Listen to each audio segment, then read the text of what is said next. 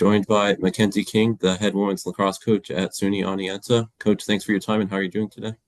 Yeah, thank you for having me. I'm doing great. Yeah. So we're in the summer right now, or basically just starting the summer. Just tell me how your summer's going and some of the things, lacrosse wise and non-lacrosse wise you're going to be doing this summer.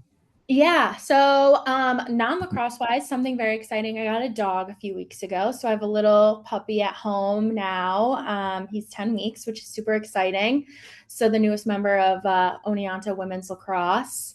And then this week actually starts our recruiting for the summer. So Friday is the New York State finals and semifinals, and then this weekend, Saturday and Sunday, we have a big tournament in Albany. So I'll be doing lots starting out the summer, which is always exciting. It's nice that we start the summer close to home.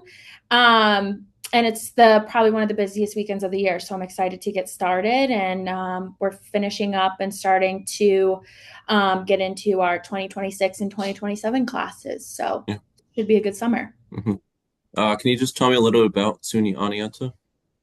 Yeah, so SUNY Oneonta is right sort of in central New York. I would consider it central. We're an hour between, so Albany is an hour north and Binghamton's like an hour south, give or take. hmm And we're right in the middle, exactly in the middle of both. Albany, obviously, being our state capital, and then Binghamton is also, a pretty big area for us. And it's right at the foot of the Catskills. So we're called the City of the Hills. It's beautiful, especially this time of year when everything, turns green. And then in the fall time, it's great. So obviously being in upstate New York, we do get snow, but the town is really cute. Cooperstown is about 25, 30 minutes away, which is a huge hub for baseball. So something that drew me to Oneonta was that it wasn't just a college town. The town has its own life outside of both Hartwick, which is also here, and Oneonta. So it's nice that our busy time is sort of all the time. It's not just when the students are here. So it's a great little town. I love it. I'm about 3 hours from everything. I grew up in Rochester, New York, which is out west towards Buffalo. So it takes me about 3 hours to get home. It takes me about 3 hours to get anywhere else, 3 hours to Boston. So recruiting and all of that is easier for me. And obviously being 3-4 hours from Long Island is really nice. That's where a bulk of our recruiting gets done, and where most of our student athletes are from. So for them to get home, it's not, too far. We're in a really great location. I love it. Yeah. Can you just tell me a little bit about, this past season, how it was? And, I see your team got to play 2 games in Florida. So how was it, going to Mhm. Florida? And then also, you have some, special games, Mhm. Morgan's Message game, One Love game, Mhm. faculty appreciation game. So just tell me about this past season, and Yeah. some of the notable games, you played this past season. Yeah, we have our conference changed a little bit this year. So I played in the SUNYAC. So when I was playing hmm and when I coached at Brockport as an assistant, obviously Brockport and Geneseo were still in the conference. So this year we had Canton and Morrisville join. Brockport and Geneseo went to the Empire 8. So I think that in itself changed things up a little bit more. And it was really fun this year. I mean, we finished 7-10, which last year we were 5-12. So I think we were just making strides. And then in conference, we were 6-3 and we're fourth seed and had a home playoff game for the first round of playoffs, which was really exciting and something that the team in the fall, our seniors and our captains said like that was the goal for this year. And they did it. And they went out and they were just proud to wear Oneonta across their chest. And I think it showed. We had a really tight knit group this year. We were really close to them as a coaching staff, and them in general. They love each other. So I think it showed on the field. They were playing for each other and playing for us, and really trusting in the process. And we play some really tough teams. I mean, we have RPI near us and Clarkson, which are two strong Liberty League teams. So to have them at our beginning of the year, I think really set us up well for how we wanted to be in conference. So Yeah. it was really exciting. And especially as a coach, when you take a team down to Florida, you want to represent your team well and you want to represent your school well. And I think they did. We were 1-2. Or 1-1. I'm sorry, we played 2 games. And Yeah, it was exciting. It's definitely a lot of work as a coaching staff, but we stayed in a Verbo, which was really cool. So in a big house all together, which I think really brought us closer. They got to know us as coaches a little bit more, which is really important to me. And we got to know them, on and off the field, which is always really exciting. And that translated onto the field. They were proud of themselves and playing with confidence. And, I couldn't have asked for a better second season for sure. Yeah. And just tell me, three of your players this past season got all SUNY honors. Mm-hmm. Cassidy Moore got first team honors. Lindsey Mm-hmm. Towns got second team honors, and Mackenzie Bush third team honors. So just tell me about, Mm-hmm. this recognition, what it means for three of your players on this past season to get, all conference honors. Yeah, I mean, it means a lot to me because I know how much it means to them. I think as a coach, you have to take yourself out of it. Obviously, I helped them, but I think at the end of the day, they just trusted in themselves. We played, Oswego and Cortland, New Paltz, Potsdam, like everyone that were in the top six for our conference this year had some really tough competitions. So to have three of our girls represent Oneonta really meant a lot to me as a coach because of how fantastic those five other teams are. And when, Cassidy Moore and herself, she has a few program records for us and personal records that she beat continuously over the season. And Lindsey and Mackenzie now, obviously they were juniors, they will be seniors now, they'll be captains for us next year. Those are two girls that from day one when I came in just really bought into what I was bringing to the team and really just love Oneonta lacrosse. Their effort and their attitudes from day one have always just been, I want this team to succeed. And it's nice to have recognition for them personally because they bring so much to the table. I respect those two so much. I'm so proud of them. Obviously, Cassidy, I only had for 2 years.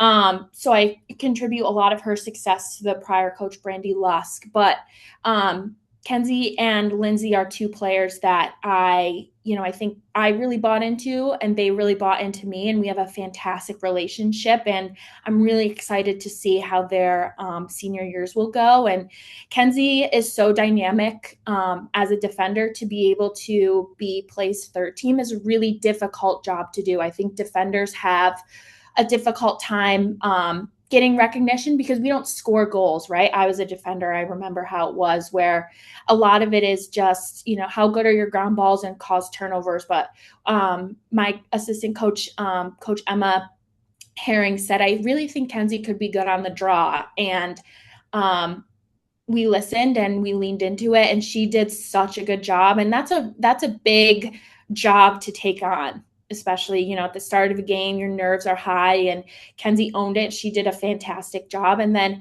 Lindsey's just a workhorse. She's a midfielder. She's great shape. She's fast. She's dynamic. And she's extremely coachable. So I think to be recognized second and third team meant a lot to them, but it also, proves that, you can do it. And I've always known this about you too. And I think it really meant a lot to them to be like, I trusted everything that was coached to me and here I am. So really proud of the three of them. Yeah. So you were named head coach at Oneonta in 2023. So this was your second season, this past season. So Mm-hmm. just what has it been like, coaching at Oneonta for, the past 2 seasons now? Yeah, I mean, I have to pinch myself sometimes because it really is a dream come true. I love what I do. And, I have to give a big shout out to my athletic directors. Our associate athletic director, Brandy Lusk, was the former coach. And then our athletic director, Ryan Hooper. They create such a good team culture in our department in general. And I wake up every day so excited to get to work and so excited to do well for those two. And I think, being chosen as the head coach means a lot because Brandy was the coach. So she was really hand picking who she was going to hand the baton to. So it means a lot, and I want to do her proud. And she's a fantastic coach. I played against her when she was at Hartwick. I played against her when I was a player at Potsdam. I coached against her when I was an assistant at Brockport. So I'm familiar with her, and I know the team that she has created. And Oneonta has always been a really strong name. So I want to carry that torch.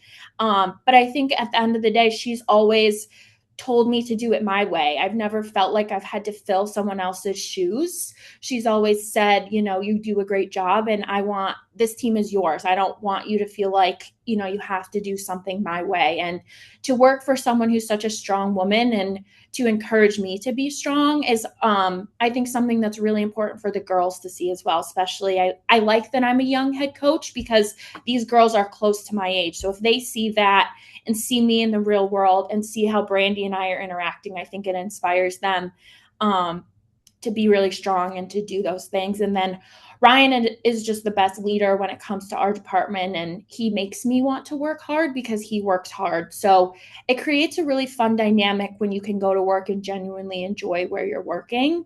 Mhm. And for them to see me as a young coach and, believe in me before I probably believed in myself. When he called me, I was in shock.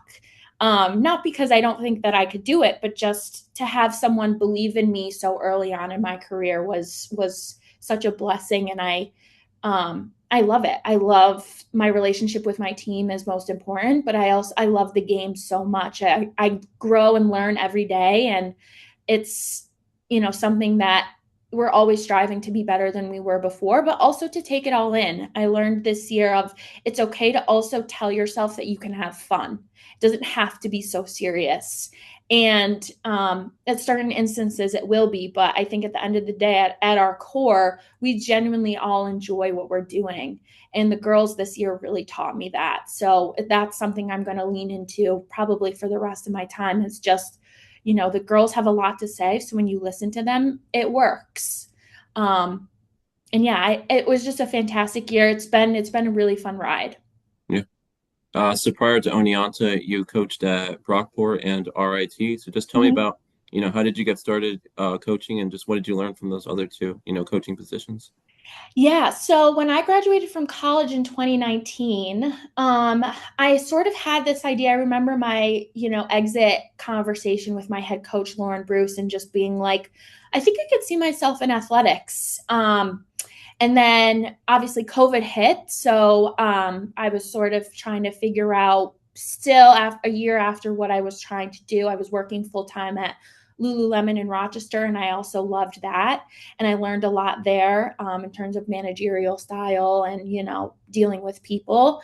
But I went back to school and I reached out to Steve Wagner, who was the head coach at Brockport at the time. And I was like, I'm just, if you don't ask, the answer is always no. And I tell the girls that all the time. So I reached out to him a few times until he finally emailed me back. And I was like, I really want to coach for you. I want to see how this goes.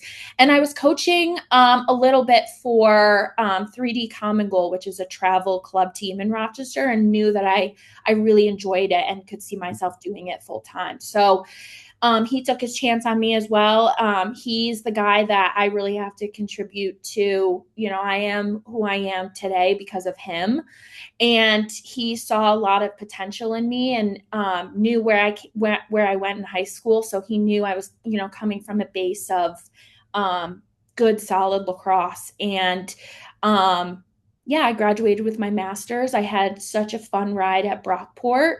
And then I think I was looking sort of to develop a little bit more full time to coaching. So he passed me off to his wife as the head coach at RIT. So I worked for Erin for a year, who also is a fantastic coach. I learned a lot about her. And coaching, in the SUNY versus the Liberty League are two totally different beasts. RIT and Brockport, two totally different schools.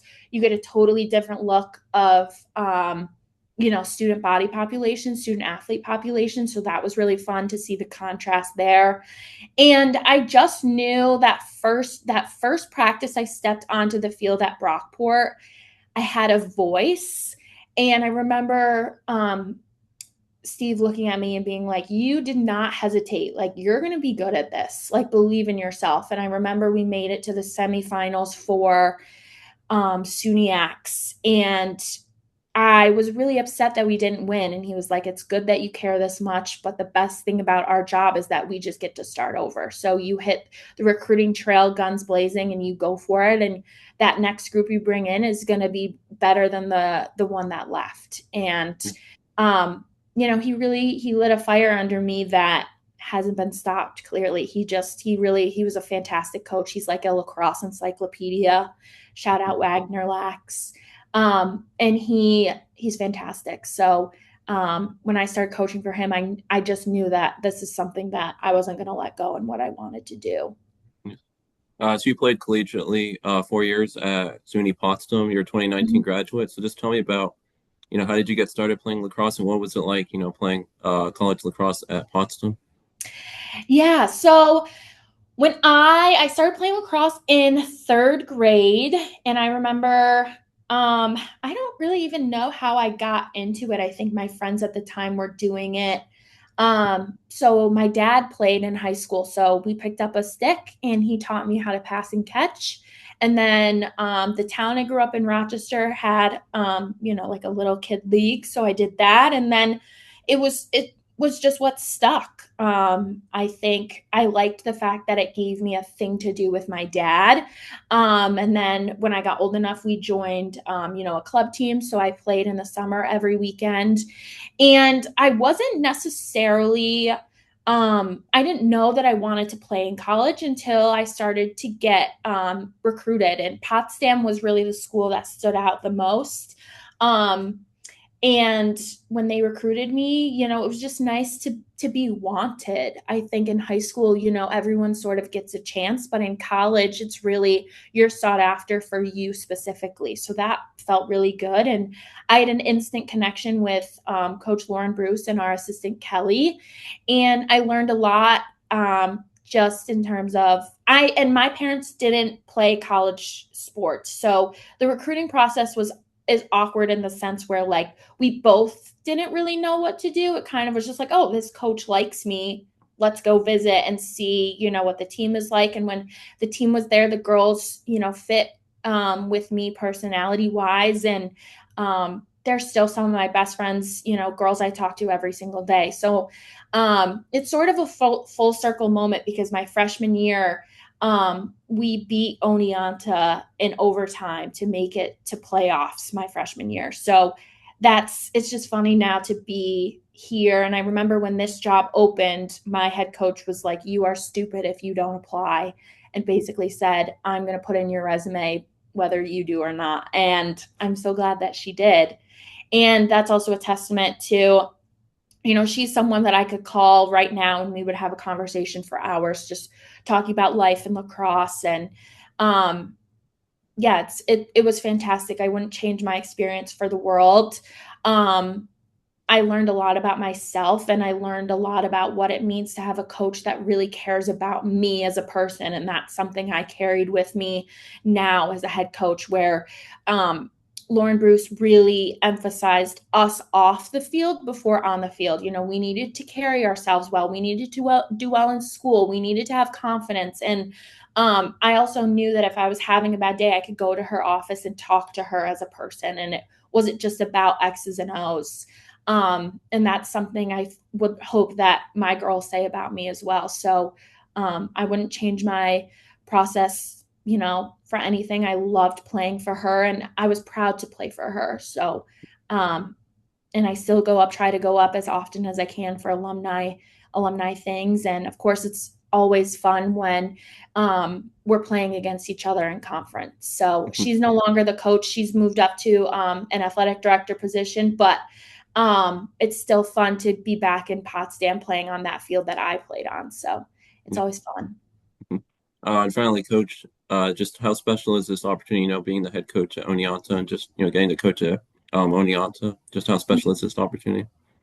Yeah, it's fantastic. Like I said, as a young head coach, to be taken in so well by a department that has such high standards, but also, um, our our athletic department really, as seriously as we take our jobs, it's also some place where we nurture and really take care of each other. So I cannot think of a better place to be at 28 as a young head coach going into my third year. Like, I know that I will be supported to make the mark that I want to in Division 3 lacrosse. And like any other job, there's challenges, but it's just it's inspiring to be here every day, and I want to be here, and I think that means a lot because then that translates to my team. They see how hard I want to work for my spot. So I hope that they find it to be the same way. And it's every day. It's I think I'm so lucky to be where I am.